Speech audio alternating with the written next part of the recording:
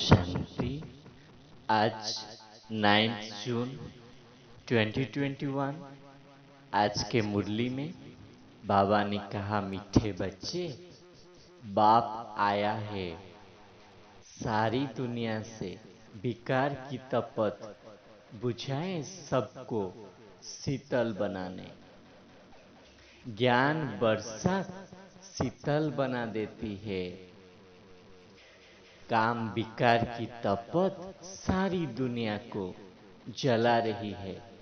सब काम अग्नि में जलकर काले हो गए हैं। बाप के ज्ञान की बरसात से 21 जन्म के लिए तुम शीतल बन जाते हो। किसी भी प्रकार की तप नहीं रहती। तत्व भी स्वतः प्रधान बन जाता है। फिर बाबा ने कहा, बाप अब आकर तुम्हें रिफ्रेश कर शीतल बनाते हैं, क्योंकि काम चिता पर बैठ भारत जल मरा है। बहुत तप होती है तो मनुष्य मर पड़ते हैं। इस काम चिता पर तपत में भारत एकदम जल मरा है।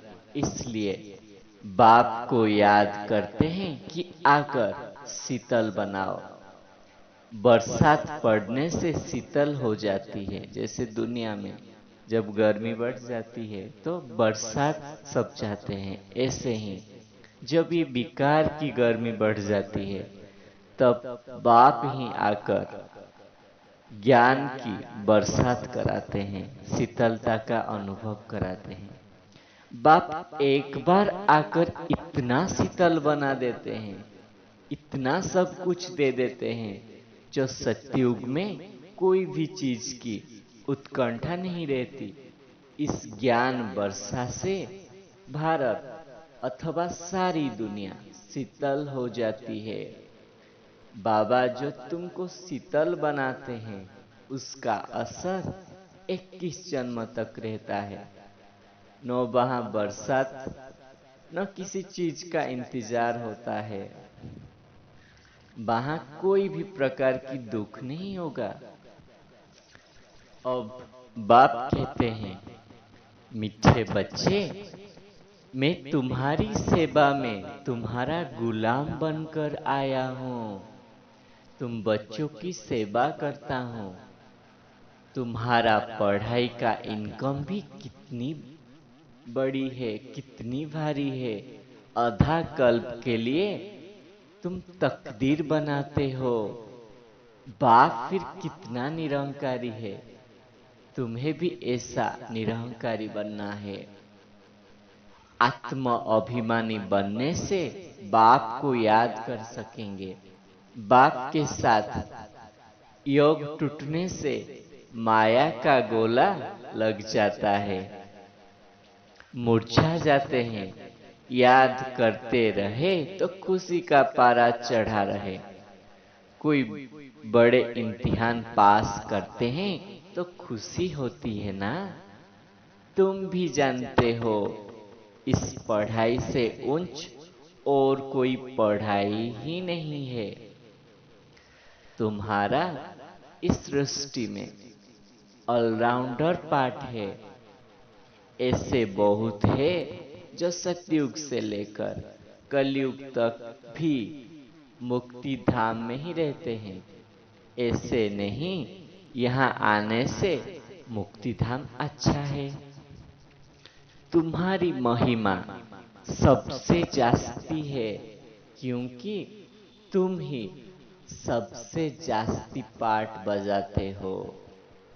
अब तुम जानते हो, निराकारी आत्मा निराकारी वर्ल्ड में बिंदी मिसल निवास करते हैं।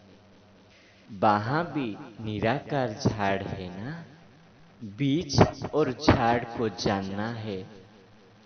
इनका बीज रूप परमपिता परमात्मा है, जो तुम्हारी झोली ज्ञान रत्न से अब भर देते हैं।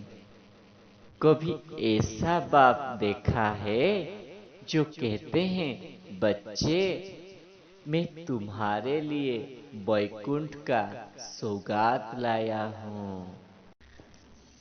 फिर बाबा ने कहा, मीठे बच्चे, तुम्हें इस रूहानी पढ़ाई का बहुत नशा रहना चाहिए, क्योंकि तुम इस पढ़ाई से कितना ऊंच पद पाते हो। इस पढ़ाई से तुम देवता बन जाते हो।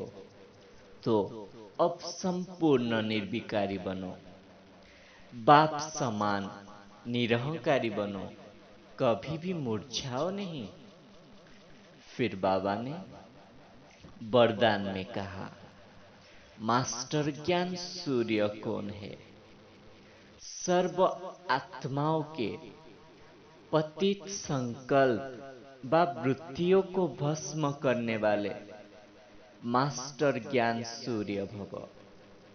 जैसे सूर्य अपनी किरणों से किचड़ा गंदगी के कीटाणु भस्म कर देता है, ऐसे जब आप मास्टर ज्ञान सूर्य बनकर कई भी पतित आत्माओं को देखेंगे तो उनका पतित संकल्प, पतित वृत्ति व पतित दृष्टि भस्म हो जाएगी। पतित पावनी आत्मा पर पतित संकल्प वार नहीं कर सकता। पतित आत्माएं पतित पावनियों पर बलिहार जाएंगे। इसके लिए माइट हाउस अर्थात मास्टर ज्ञान सूर्य स्थिति में सदा स्थित रहो। तो बाबा ने कहा, हमको मास्टर ज्ञान सूर्य की स्थिति में स्थित रहना है। तो क्या होगा? जो भी विकारी आत्माएं हैं, पतित आत्माएं हैं, हमारे प्रति उनका जो पतित संकल्प है, वृत्ति है, दृष्टि है, वो सब बदल जाएगा, क्योंकि हम पावरफुल है। हमारे दृष्टि में इतना पावर है। तो फिर वो हमारे पर बलिहार जाएंगे। फिर बाबा ने स्लोगन में कहा, अपने धारणा स्वरूप से योगी जीवन का प्रभाव डालना, यह बहुत बड़ी सेवा है। अपने धारणा स्वरूप से योगी जीवन का प्रभाव डालना है। हमारे कर्म ही हमारा प्रूफ है।